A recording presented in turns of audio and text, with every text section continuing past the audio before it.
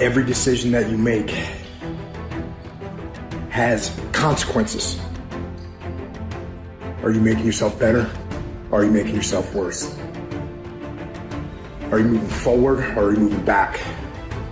Are you making progress or are you stagnating? Every little decision you make counts. Most people go through life avoiding pain. And when you go through life like that, something in you dies. Something in you that you never activate is lying dormant in there, that you never get a chance to call on because you have not challenged yourself. Because so many times people have a tendency to devalue the moment, today. What they do is they greatly value the destination. And so they kind of talk about, well, when I get there, or if I arrive there, or when I do that, or when I accomplish this. And they don't understand that success is a daily thing. And I'm here to share with you that the secret of success is determined by your daily agenda. You need to consistently, every day, persistently, without quit, enjoy that pursuit. Why consistency? I think consistency is the most important thing because consistency elevates your awareness. What's the lesson? Don't limit your point of entry. Consistently, persistently pursue your potential and enjoy it. That's all I did. Trust me, you have a mindset right now, just like I have a mindset. It's how we view life. I know people with a negative mindset, which basically they view everything in a negative way. I know people with a positive mindset, which means they view everything in a positive way. People with an abundance mindset, a scarcity mindset. It's a way of thinking. The question is, how did we get there? How did we get that mindset? Through practice and habits. You see, the things I do today determines the habits I have tomorrow, which determines the mindset that I have for life. So go back to what you do daily and ask yourself, what kind of a mindset am I developing today? A new discipline immediately alters your life direction. You don't change destinations immediately. That is yet to come. But you can change direction immediately. And direction is very important. Discipline cooperates with nature. Everything strives. It is a common life function. How tall will a tree grow? As tall as it can. Everything strives to become all it can possibly be. And that striving to become is what discipline is all about. You are the leader of your life. Choose the hard path. The path of responsibility, hard work, and sacrifice. The path of discipline, humility, and ownership that ultimately leads to freedom. Make discipline part of your daily life, and your daily life will get better. Disciplining ourselves to fulfill our natural potential to become all that we can be. And finally, discipline attracts opportunity. Opportunity is always looking for ambition and skill in action. Discipline taps the unlimited power of commitment. The human will in action, driven by inspiration, enticed by desire, tempered by reason, guided by intelligence, can bring you to that high and lofty place called the good life. Now you know the master key to riches is self-discipline. And what we have found is that the most successful people have come to that conclusion as well, is that self-discipline is the master key to success. So for you to write down your goals and make a plan and set priorities and start with your most important task takes tremendous self-discipline. If you haven't done it up to now, it's so hard. But Goethe said everything is hard before it's easy. And everything at the beginning is difficult, but later it becomes easy and automatic. You have to force yourself to discipline yourself at the beginning, but after that, it becomes easier and easier, and you actually feel happy. Now here's the most wonderful thing. When you discipline yourself to start and complete a task or a part of a task, you feel like an athlete. So here's my question. If an athlete runs in a race and comes in first, what do they call this person? the winner.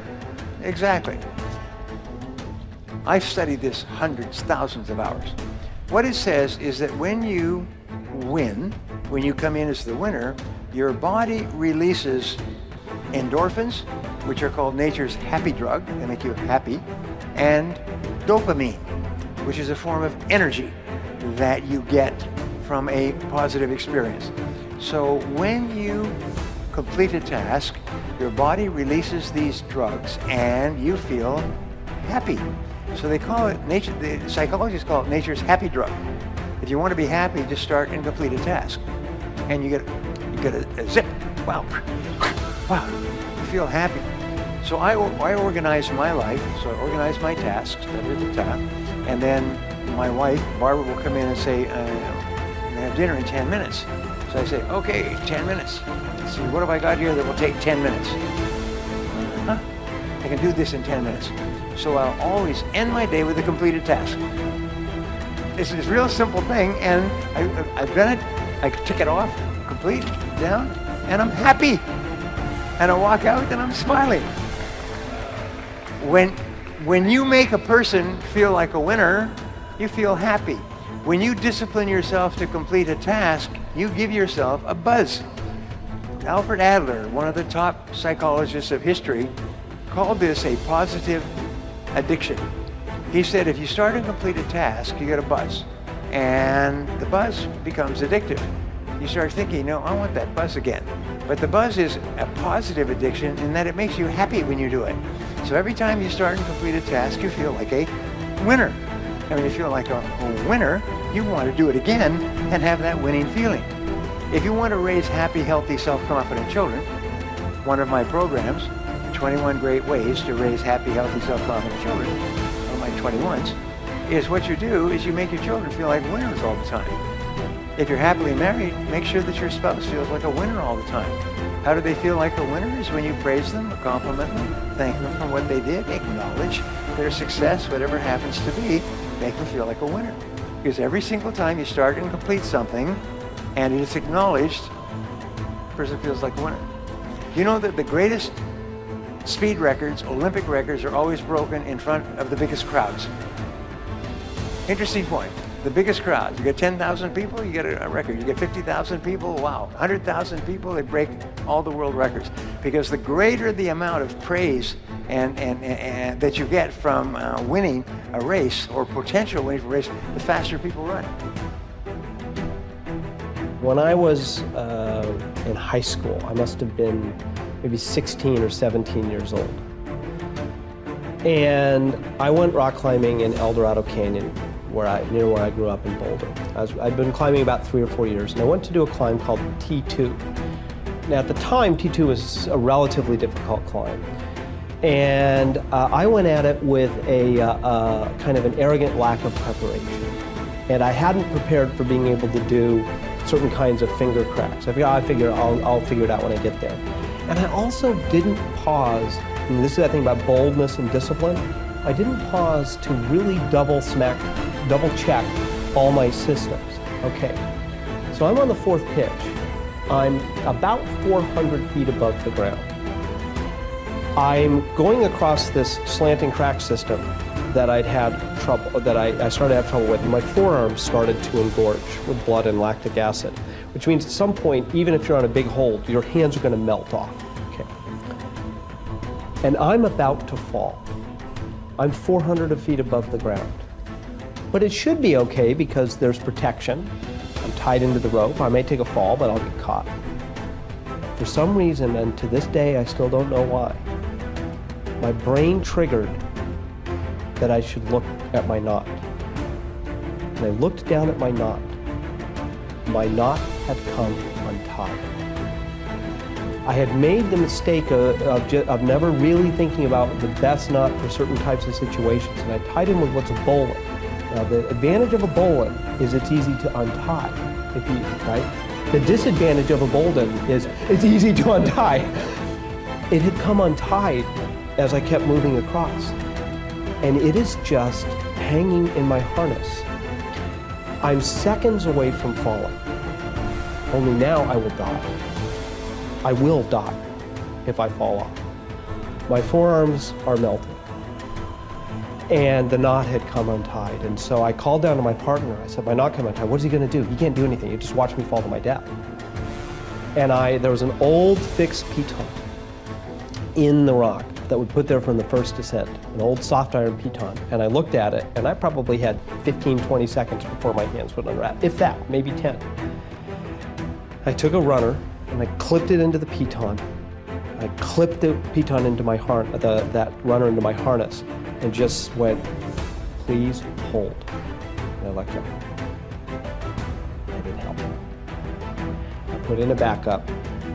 I grabbed the knot, retied it, went to the ledge. I didn't convulse into, I was very calm at that moment. When I got to the ledge, I went into convulsive shaking. I was sick to my stomach for days because of the whatever happens chemically. What I learned from that is two things.